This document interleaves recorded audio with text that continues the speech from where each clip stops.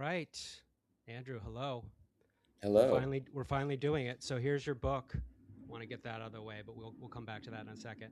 Um, how's your book tour been going so far? Great. I have to admit I'm pretty exhausted, which is something I suppose you'd want to be during a book tour. So this evening I'm wrapping up 4 nights at the MoMA with a screening of Susan Sontag's Duet for Cannibals, which will be followed by um, a conversation between myself and Benjamin Moser, her biographer. So it's been great. I mean, the enthusiasm for the book, but particularly I think for Peter Hujar and Paul Thek has been almost overwhelming. So I can Wow, only say positive things. that's amazing. That's amazing. We should talk about the genesis of your getting into these characters or these figures. I do feel like I'm disappointed. I'm bummed that I could not find my copy of A Little Life Mm. by Hana Yanagihara. Do you happen to know the paperback cover of that book by any chance? Yes, I do. I do. Of Peter's orgasmic man photo from Yeah. 1969. Yeah, and I people are going to have to look it up. I'll put it in one I'll make it one of the episode images, but the thing about that image for that book is that as I was reading that long book, I could not stop imagining the protagonist of the book as that Orgasmo Man from the Mm. cover. Is that Hmm. something you've heard Hmm. before? Yes. I've never read A Little Life actually, so I don't always know how the image relates to the contents of the book because I'm not actually even very aware of what it's about. I wish I could say more on that. Basically. Yeah. No, but that's totally fine. I mean, I think that really what it comes down to is that Peter Hujar's image uh, is so powerful and maybe ambiguous. I think is an important way to Mm. describe it as well. That it really is effective, if that's the right word, as an illustration for the main character of the book. So Mm. Mm. yeah, and I also mentioned that to say that that is one of the couple of ways that I became familiar with the photographer Peter Hujar, who is one of the two subjects of your book, along with Paul Tech. The other being David Wojnarowicz, who became more famous first because of Mhm. his AIDS activism. You can probably give a whole lot of other reasons. I've actually been reading about the jacket that he wore, which said something to the effect of, "If I die of AIDS, or if I die, don't bury me. Throw my body in front of the health department building." Mhm. Mhm. Something to that effect. And that has become a meme of protests. Apparently, it's been going on with COVID and BLM, etc. So yeah. Yeah, So what was such your such origin an important story? artist. Yeah, exactly. What was your origin story first with Peter and then with Paul? I first came to Peter Hujar's work through Anoni, the singer Anoni, in 2004. Her album "I'm a Bird Now," which received the Mercury Prize, features Peter's portrait of Candy Darling on her deathbed.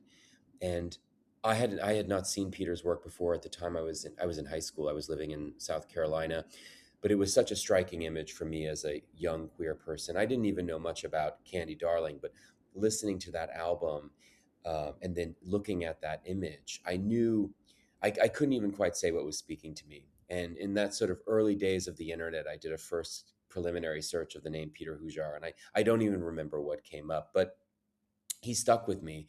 And then when I went to college, and then after college, when I moved to New York City, he was just one of those artists who came up again and again in the conversations I was having with people my age, but also people who were older, particularly the sort of an older set of East Village artists and novelists who knew him or at least knew of him, who might have known David, and who would always speak to his importance. I came to Paul Tech not long after I first saw Peter's work through Anoni's album. My memory is that I saw Warrior's Leg at the Hirshhorn Museum, probably in late high school. And again, I didn't know much about his work at all, but it spoke to me. This was the time of the Iraq War, and images of protests were everywhere.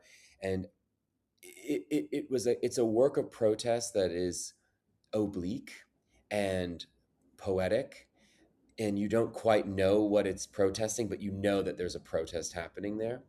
And I just fell in love with it. I was completely enchanted. And similarly with Peter, when I went to college and when I moved to the city, he just was a name you would hear a lot. Mm. He's an artist, and everyone would sort of refer to Paul Thek in almost mythic terms. And so that's how I became interested in them. Huh. Wow. You have a long history. Mm. Yeah. Yeah, they stretch back for me. Yeah. And in describing how well received they are, now that you've been doing the book, running the book around, uh, the sort of the bigger picture here is that they did both receive a certain amount of recognition in their own time, especially Paul, but uh, maybe talk about and we'll get more into the details, but from the big picture perspective, what was it about their work that maybe more took off after they passed? Hmm, it's a good question. So Peter Huge, I'll start with Peter. I think he's an easier story to tell because Peter was the so when Peter began working in photography in the late 1950s into the 60s and 70s and onward, the photography's relationship to fine art was so complicated. Um, there weren't really galleries that were exhibiting photographers very seriously until the 1970s. I mean, there are examples throughout the 20th century, but it's not common. And most great photographers, certainly the photographers he admired, like Lizette Medel, Richard Avedon, primarily worked in a commercial context. They also made creative work, but that's how they paid the bills. Peter was someone who tried to do that and didn't quite know how to fit into that world and really struggled because he approached photography from such a, I mean, for lack of a better term, a very painterly way. Certainly, how he produced his images in the darkroom is very painterly when you look at that particular process. And he died at a moment when the art world was really finally embracing photography as a serious art form on par with sculpture or painting or whatever it may be. And that embrace of photography has continued into the 90s and 2000s and onward. And so posthumously, his work found the world that it needed to fit into. And so he's just, as a consequence, risen and risen because of that. And I think, a lot of people who looked at his imagery in the 1960s, for example, didn't often know what they were looking at. It disturbed them, like the catacomb photos, or it didn't quite fit into the boxes they were used to seeing photography in. And now we've completely exploded that. And I think younger generations embrace Peter because they've grown up in a world in which the kind of photography he was making makes perfect sense to them. Paul Tech is a slightly different case because he did fit into an art world in a very obvious way in the beginning of his career. He was exhibiting it at all the cool young galleries in New York, the Stable and Pace. He showed at really interesting institutions in Europe, some of the best in Europe. The problem for him was that as he moved out of the 60s into the 1970s, he began to resist the idea of creating what he called rarefied objects. And the sort of art world circuit frustrated him. And as a consequence, he began to make work that was ephemeral, that was experience based, that was installation, that took the form of an installation, and really challenged everyone's preconceptions of what art could be. And by the early 90s, after he had died, Mike Kelly writes about this in one of the first posthumous appraisals of Paul, that the conservative art world didn't really know what to do with an artist who had refused the market as intensely as Paul had. And this is a time when the art world was basically only a market. I mean, there was radical work happening, but this is the time of sort of runaway sales on paintings. And as Kelly says brilliantly, no one knew what to do with these cosmic junk piles. And I think that has actually continued in some way for Paul. I think there's such an embrace of his work, but because so much of it has been lost, because so much of it doesn't look like what you want art to look like from a sort of market perspective, I think a lot of mainstream audiences still quite don't quite know what to do with him. So he's always sort of sat awkwardly in the space of contemporary art. I mean, that's what attracts me to him. It's what makes him, I think, a very interesting person and artist. Yeah. And they both valued integrity. pretty Mm. highly or very highly, and they both undermine themselves, it seems. I mean, again, that's a bit of a generalization, but I mean, pretty hard to argue against that, right? Yeah, I would agree. I think they like I write in the book, they weren't interested in the kind of compromises you might need to make to be a sort of art star. They didn't like the whole cocktail circuit element of the contemporary art world. They didn't operate that way. They were smart guys and they knew people in that world and they knew how to do it. But they weren't interested in it. They were interested in the work they were making, and they were interested in a degree of authenticity and a kind of truth, almost you could say. Um, so yeah, they were sometimes their own worst enemies in that sense because they could fight with the people who would want to help them the most, which probably created a lot of unnecessary problems for them. They're both famous for their tempers, Peter in particular, um, and so that just led to a lot of problems for them. Yeah.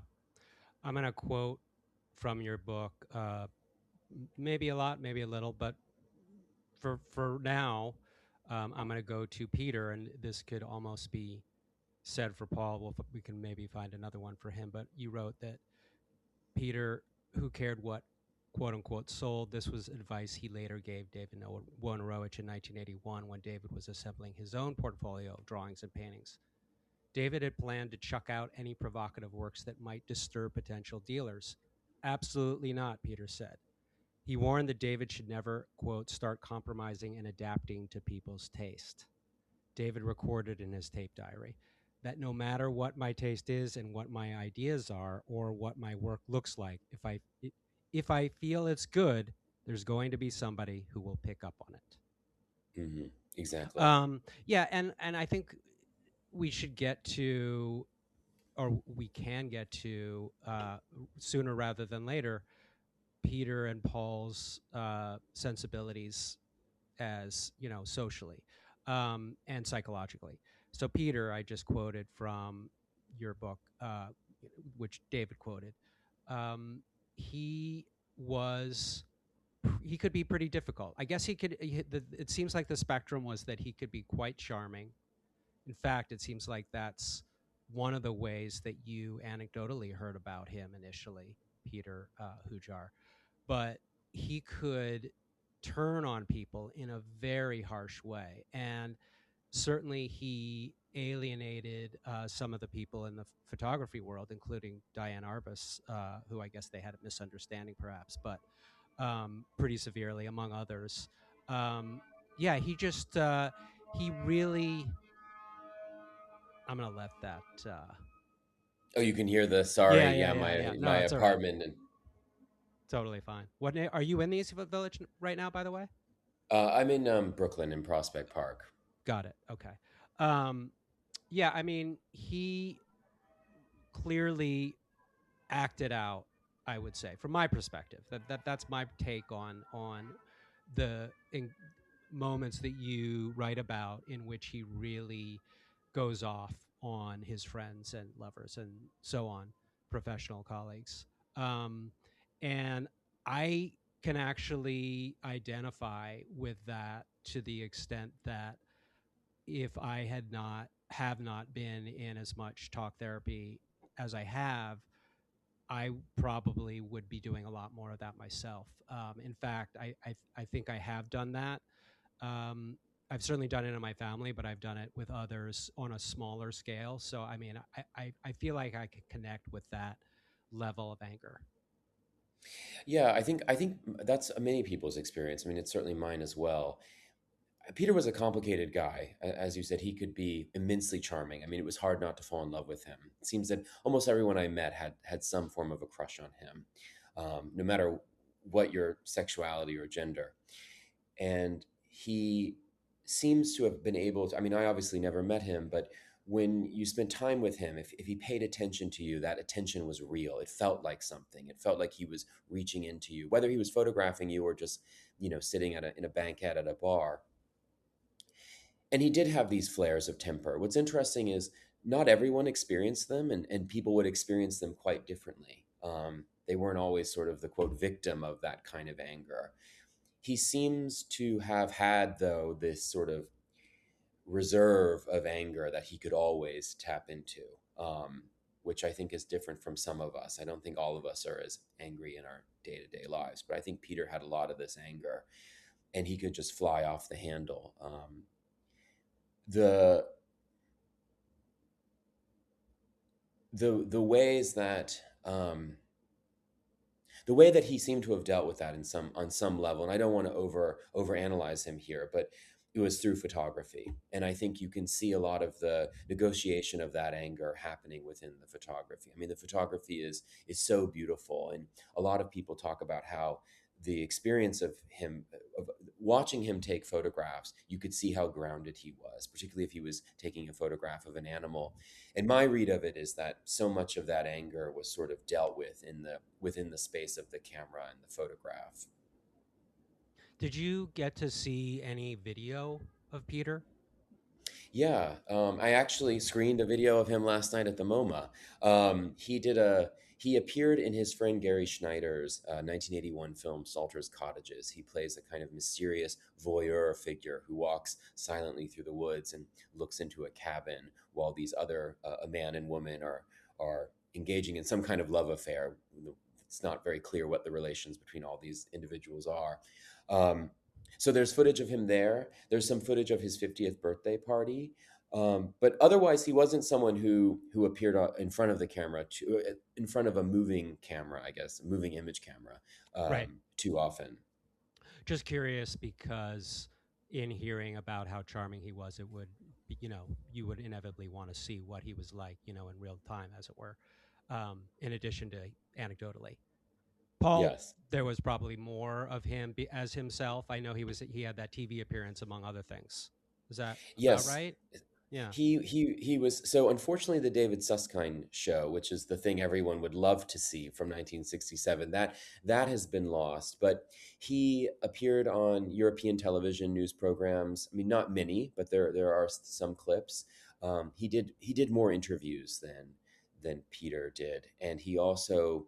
I mean, because he performed in a band and was a singer, there are some audio files of him singing. So we have more of him on camera and on recordings than we do Peter Hujar, and his charm really comes through in Mm, those.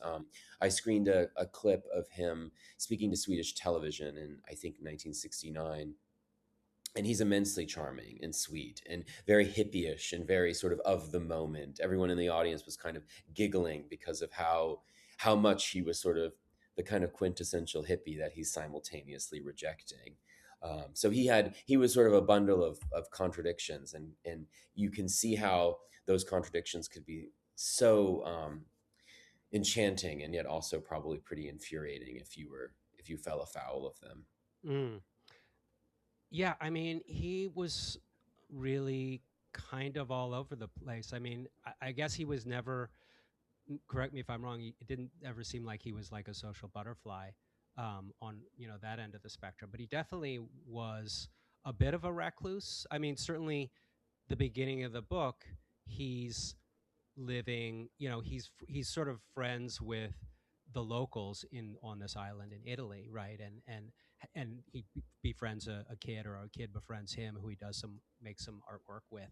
Um, but despite his comfort with the locals, it still seems like he's kind of on his own, right? And he's often uh, leaving the states for Italy or elsewhere to be alone, and it's both kind of exotic. It's very exotic, actually, but also like you wonder to what extent he just perpetually is getting burnt out, with the sort of the social milieus, whether it's New York. That was kind of the first exodus he made this classic exodus from New York City to Miami, right? And then Mhm. later to Europe, kind of repeatedly.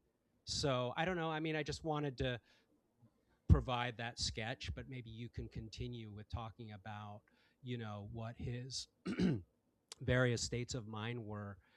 I Mm, mean, on one hand, I'll just add finally that um, some of it seems incredibly idyllic. You know, he got away from a terrible New York winter and went to Miami, and then later he got away from the terrible New York, whatever, this, that, and the other, to be on an island in Italy. Water, he was very drawn to. right? So, Yeah, I mean, that's a great sketch. I think what I would add is that he was sort of an extroverted introvert, or I mean, he was someone who he very much did value alone time, to use sort of a term like that. And but he was also someone who needed people to be around him. So he was sort of intrinsically a social individual, and he always had lovers and he had close friends, and obviously he made a lot of work with other people. He needed to be around. He had this sort of push pull in his life between needing to be with people and then needing to get away, and that obviously created a lot of issues for him because he could always seem like he was sort of escaping or trying to or running from one place to the next and never quite seeming to land where he felt he should land. mm, Um, and he could be immensely dissatisfied with some of the most profound relationships in his life, whether it's Peter Hujar or Susan Sontag. Um, it was hard to help him in some ways. It was hard to love him because he seemed to be someone who questioned the love you offered um, in a very self damaging way, you could say.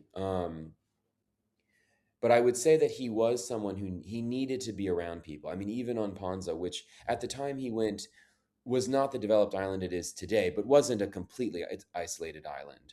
In fact, he did go to a completely isolated island beforehand, the island of Alicudi, and he totally rejected that. That was too lonely for him. He needed to have sort of a mm, mix of people.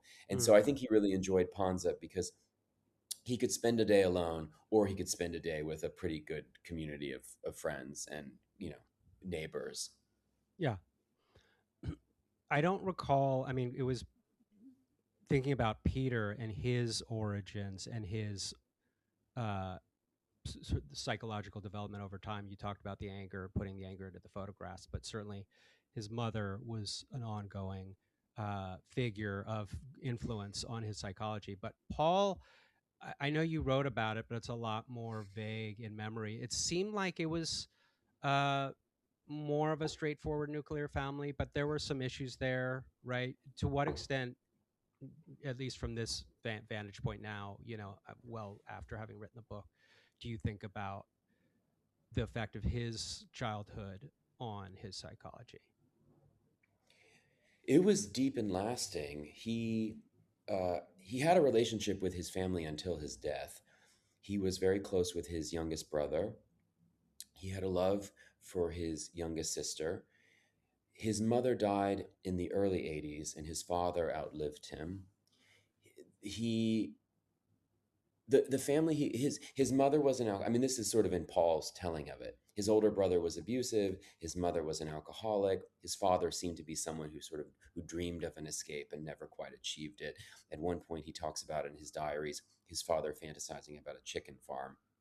And of course, one of Paul's first major exhibitions in the late 1960s in Europe, installs a chicken coop next to Van Gogh paintings, and it's sort of this moment where you think he really is thinking about his childhood, and childhood continues to play a theme in his work. He works with children on certain exhibitions, and his final two exhibitions, the paintings are actually scaled for children, so they're installed quite low in front of little chairs you might see in an elementary school. So he was someone who was always thinking about childhood and I think was trying to recover something that was maybe lost for him or something that he never was given. Um, and that would be a kind of my sense of his childhood was that it was not easy to love and be loved by his parents. His mother was an alcoholic. She was very suspicious. She was sort of dreaming of another type of family all the time. This is something he complains about. And his father didn't even hug him, as far as he remembered, until Paul was in his 20s. And that theme of dreaming and alternatives and touch those recur in his own work throughout his entire life. So obviously, it had a lasting impact on him. Yeah. And he became quite the weed smoker. Um, in fact, I was a little sad that you and I didn't get to record on 420 uh, I uh, know, yeah. per my health. But yeah, I mean, I am have very little historical knowledge about the history of pot smoking, over the years, but he was definitely, I would imagine, on the vanguard, of being like a pretty serious pothead.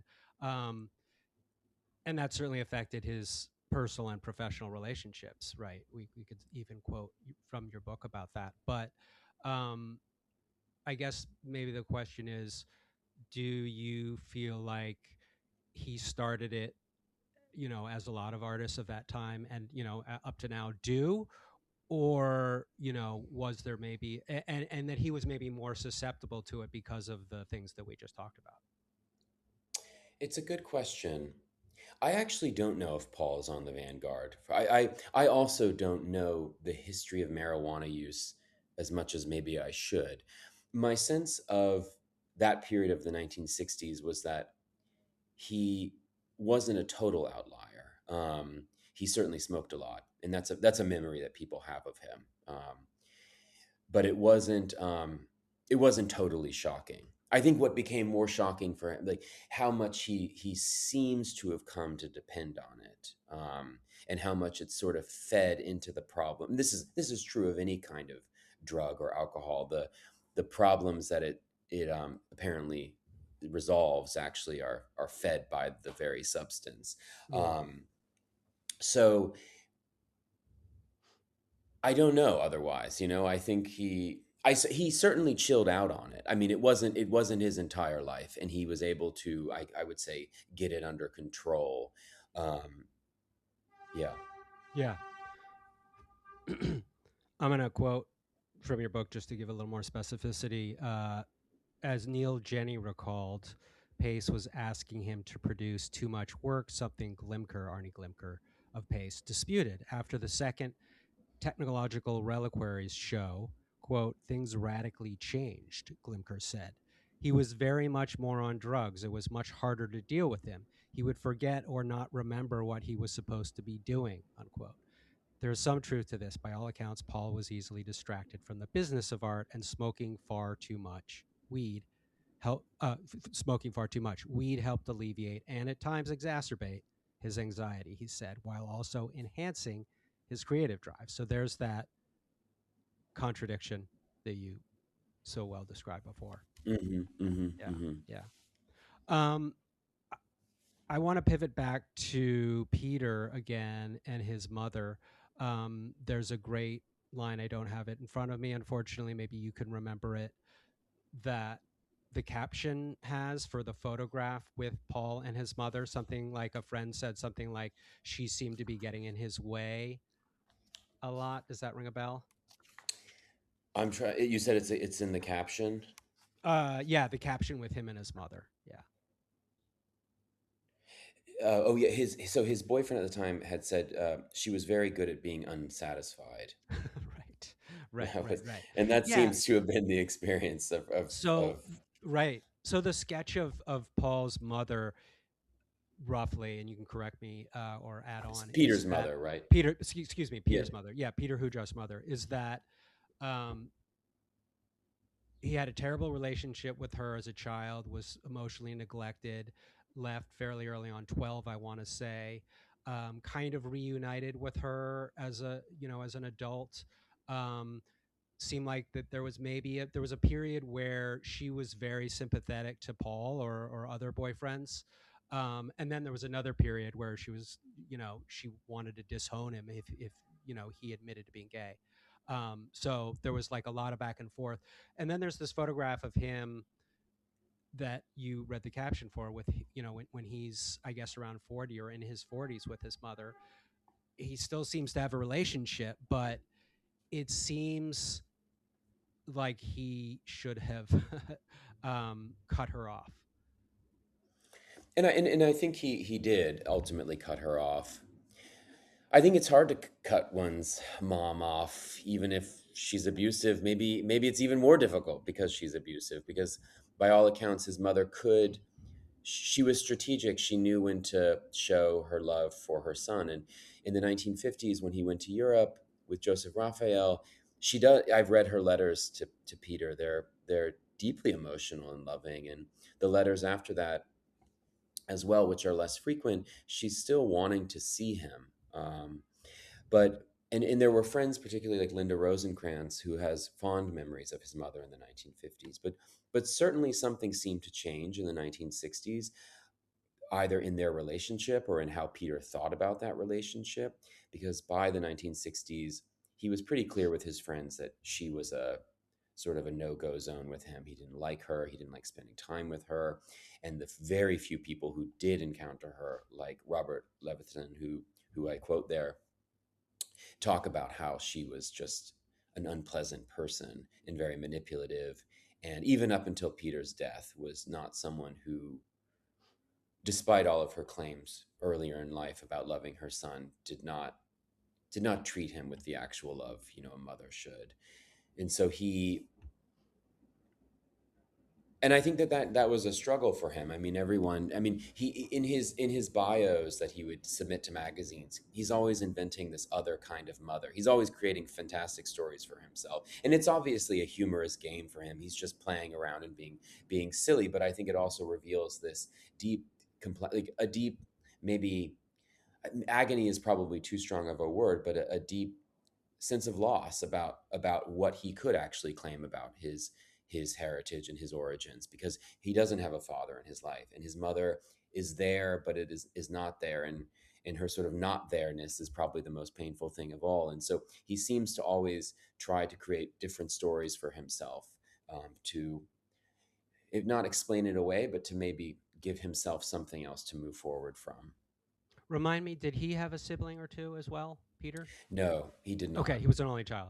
Yeah, He was an as far only as we know. child. Right, got Hmm. it. Talking about his work a bit more, going back to earlier on, um, with the black and white and the dark room manipulation. This is going to be this would fall under the geeky in the weeds or geeky category. But can you talk to what extent you became familiar with what he actually did in the dark room, and did he kind of discover a lot of these techniques on his own, or did he take pre-existing, burning and dodging and whatnot that had already been established and just take them to another level?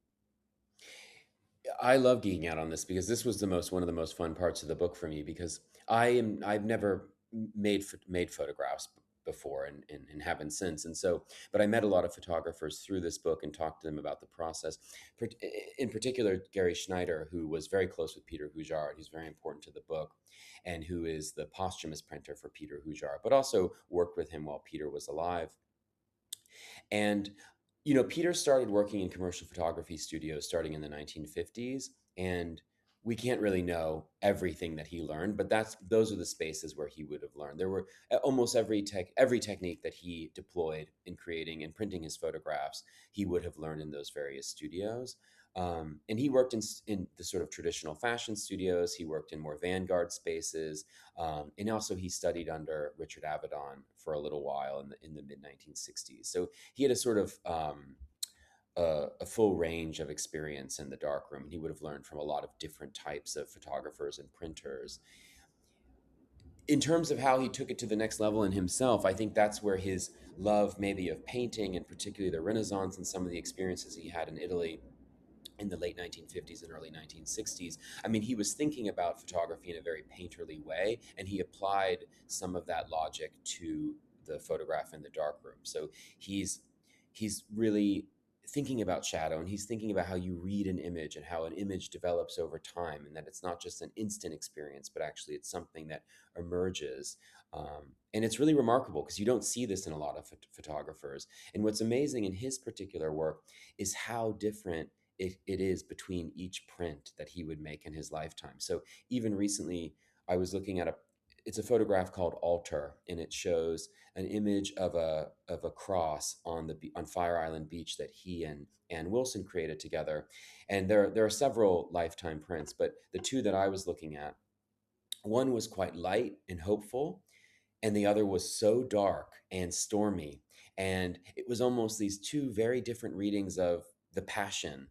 Um, and he achieved it in the same image. And you would never have believed when you looked at one that the other was even possible, but he could do that in the dark room. And he was constantly experimenting on those lines. And he knew that very subtle shifts in contrast could change the meaning of an image very quickly. And that is sort of one of the most remarkable qualities in his work, because you don't always see that in a photographer. In a many photographers, they know the picture they want, and that's the picture, and it will always look that way. Was his scale consistently on the small side? Because I haven't seen, I'm sure most listeners have not seen much, if any, Peter Hujar work in person. My sense is that they're on the small, like traditional 8.5 by 11, or maybe a little larger. But what's your sense of the scale over the years? He made small to sort of medium-sized images. He never made the large scale images you see that, like, say, Richard Avedon made in his Portrait of the Factory or the Right. American West. He never worked at that scale. It would be interesting to imagine that, and who knows if he had lived into the 90s, if he might have experimented with that. But his work is so intimate. It very much it needs, at least as he created it, needs to be sort of medium to small. So yeah, there's not And much fluctuation. and has speaking of that size, because the other thing I was thinking alongside that is, does his work translate well to the digital era or the social media era in terms of its reproducibility, or because it's so bespoke? I mean, that's kind of the way I think about his work. It's actually terrible to see it on Instagram or what have you. What's your take on that? I think, I mean, it does translate decently, and people, I mean, it's very popular online. I'm a bit of a purist, and so I would say it's always better to see the prints in person, because you pick up on details that a phone or an iPad or a computer screen really can't translate. And also, it really depends on what print the reproduction is based on. So there are lots of these questions. I would say that his work, it does work digitally.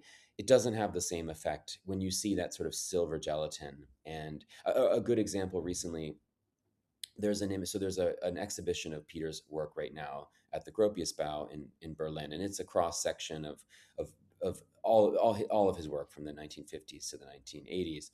And there's this one image of a car, and Peter has photographed the side of it, and the window has been smashed out, and it's the west side of Manhattan, presumably at night. So it's dimly lit. What you can't really capture on a phone, and I tried this, is the sparkle of the broken glass along the pavement. And it's so remarkable how he did that. And he could really pick up on details. Another example is in the photograph of Jackie Curtis dead in his casket. If you look closely, the glitter on Jackie's suit sort of shimmers on the Mm. print, but a digital reproduction, it doesn't really come through. So there are very key elements in his photographs that you really do need to see in person. That's not to say they don't work, because there are some images that he has taken where it's perfectly suited for digital reproduction. And is this exhibition that you described in Berlin one of the largest or most comprehensive of his work? I know that I recall that there was a pretty important show of his at the Morgan Library, but what has been the reach of his exhibitions like over the last 10 years?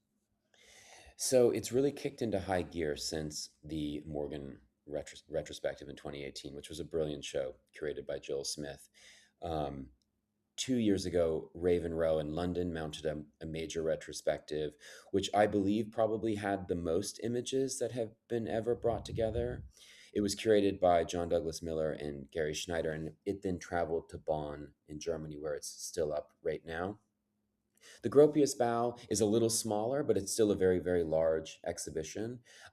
Peter's work is paired with the artist Liz Deschênes.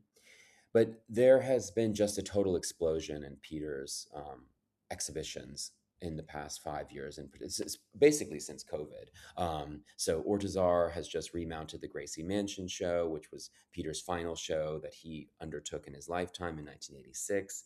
That was also shown at Frankel Gallery in San Francisco a year ago. And next month at the Morgan Library, they'll do a major exhibition of Peter Hujar's contact sheets, which are these a really remarkable sort of forensic analysis of how he created the images that we now know as iconic. So there have been quite a number of shows with by him in recent years.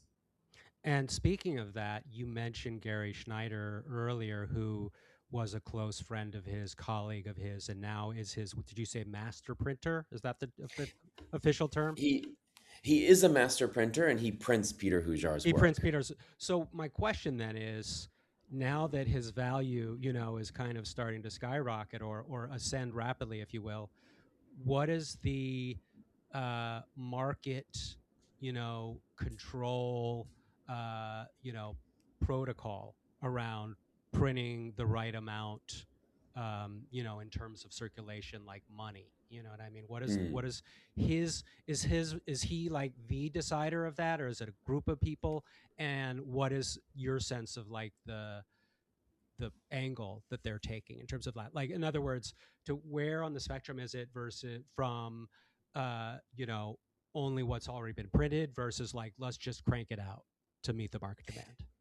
Um, so the I'll qualify this by saying I don't work on the commercial side at all, and I Sure. actually haven't been part of the conversations in any deep way. The estate does print posthumously, so the decision to print works posthumously is decided by the Peter Hujar estate. In some instances, I know that Peter would indicate the edition size of a particular image. So we have a sense that he wanted X number printed. Otherwise, the estate has determined that so each image would have a finite edition size. I don't know what that would be. They would be able to tell you. And obviously, there's a distinction between the posthumous prints and then the lifetime prints because the lifetime prints are just obviously finite. Um, but I will say that so Peter understood that his work would be printed posthumously and expected that and advocated for that and encouraged Gary to be his printer. So it's not a matter of the estate in many ways is following Hujar's wishes on this. Right. Yeah, I mean, I guess the subtext of all that, or some of that rather, is the financial gain, right, from the posthumous prints going to be something that goes to the estate, that which in turn, is like a nonprofit, that has charities, etc.? Or, what does that dynamic look like and I, knowing that you're not an expert on this? The honest answer is I don't know. So I can give you a sense. So with the way that I worked with the estate was they obviously gave me permission to write about Peter, and you don't necessarily need the permission, but it's very helpful when they are supportive and um, gave me access to Peter's archive and to his contact sheets were at the Morgan Library, and obviously connected to me to people that they knew. And the estate has done really amazing work on creating oral histories about around Peter Hujar's life, which they allowed me to use and to quote and all of that. In terms of the actual how, let's say, the money side of things works with them, I'm really in the dark on that, and in the dark on that for Paul Tech as well. I would say that I know the estates very well, and I would say that they're immensely careful, thoughtful people, and who would not risk jeopardizing Peter's reputation or Paul's reputation by doing anything like, you know, mass producing images or something of that nature. The way that they've gone about this has been very thoughtful and very strategic. And they, it's not just that when someone asks for a Peter Hujar show, someone prints images and they appear in the show. It's a more complicated process. Sure, But sure. again, I'm not I'm in no way part of that. So I'm actually not sure. Is Gary part of the Peter Hujar estate as well as being the printer? I believe he is on the board. He is certainly very intimately connected to it, whatever the relationship is, because he's the only person allowed to print the images. So, and he obviously takes a request from them, and then the way Gary prints the images is, if he's creating a posthumous print, he has to think about, okay, let's say it's an image of let's say it's an image of Candy Darling, and there are 7 different prints that Peter produced in his lifetime, and they're all radically different. Gary will make a decision on what the posthumous print will look like based on an analysis of those, and that's done in collaboration with the estate. That his actual role, like I said, I think he's on the board, but I'm not. I wouldn't want to. Well, I'm being quoted because I'm being recorded, but I wouldn't want to say that I know that for certain. Yeah, nobody's going to hold you to the fire with that. Mm. um I would have maybe brought this up around the tail end of our conversation, but I feel like would be silly to wait regarding legacy. I mentioned this when we spoke by phone before. You've written this book. Clearly, the way that you have described both of their careers, it seems like there is a certain level of canonization that had already happened, right?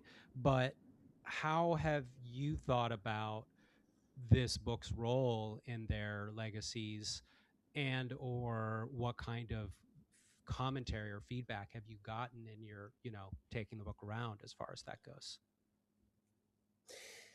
It's interesting. When I started the book, we were still in the COVID lockdowns, and Peter Hujar and Paul Thek were in the air, but not to the extent they are now.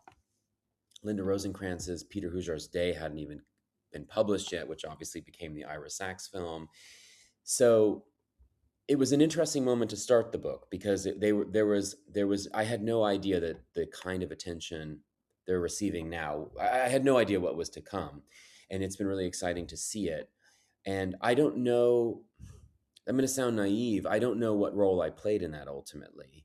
Um, I think the book has certainly significantly for a lot of people, particularly people who knew Peter Hujar's work, they were unfamiliar with Paul Thek. They might have a sense of him, and they knew he was close with Peter, but they don't fully know it. And I think my book has helped boost that, and I think I've given a lot of clarity to this rather mysterious relationship. And I've been able to particularly since everyone knew that Peter and David Wojnarowicz had a very close relationship. I think I've brought that to light, and in some ways I've reunited them in people's minds, and there's more of a you can see more of a desire among institutions to bring these guys together in different ways. Right now at the Stedelijk Museum, for example, they have Peter Hujar's portraits of Paul Thek on the wall, and there are talks of shows bringing their work together in the future. And so I think my book has certainly played a role in that. And I think the question for me has been, and it's something I've talked to people about, is what they would think because they parted on bad terms. And I can imagine it would be, if they could come back, they would be a little surprised to see themselves reunited again. And I think that that has been something I wrestled with throughout the book. I thought, what would they think? But ultimately, when you're writing a history, you can't I guess limit yourself to what the subject would approve of. And that's been an interesting, I wouldn't call it a dilemma, but maybe a kind of thorny issue I've been wrestling with in my head. Hmm. Yeah, it's really interesting considering to what extent the connection between the two of them, the marriage of the two of them, which is so effective, on the cover alone, how inevitable that seems now. But when you were just, hatching it all up, if it was a lot more abstract, maybe it seems from this perspective that it's just like, yeah, it's inevitable. Um, they had these parallel paths, they crossed over for a lot of it, those paths, both professionally and certainly personally. But I want to, you also kind of wonder, well, to what extent is this arbitrary, just to Hmm. play devil's advocate. Oh yeah, I mean for sure. I think the reason I justify it is that they came of age together, and they came of age together as men and as artists, and they they obviously didn't make the same work. One's a photographer, one's a painter and a sculptor, but their work is in conversation. It's in a kind of dialogue, a very complicated dialogue, almost a dance. They when one moves one way, the other moves another, and they're sort of constantly making these leaps forward in orbit of one another. And they were in constant communication in some form for about that 20 years, and it's the 20 crucial years in their lives. And certainly, and this should happen and will happen, there should be standalone biographies of them. But I felt I'm someone who's like Peter, I'm interested in coterie, and I'm interested in the ways you learn about someone through their relationships. And in that's sort of why I did the book, because I think what's fun about a book like this is it situates at the center a totally impossible thing, which is what was a relationship like? Because of course, none of us can know. Even if you read letters or see photographs, a relationship is between two individuals. It's a totally mental experience. It's a physical. It's a touch. It's all based on touch, and so that's all things that escape a book.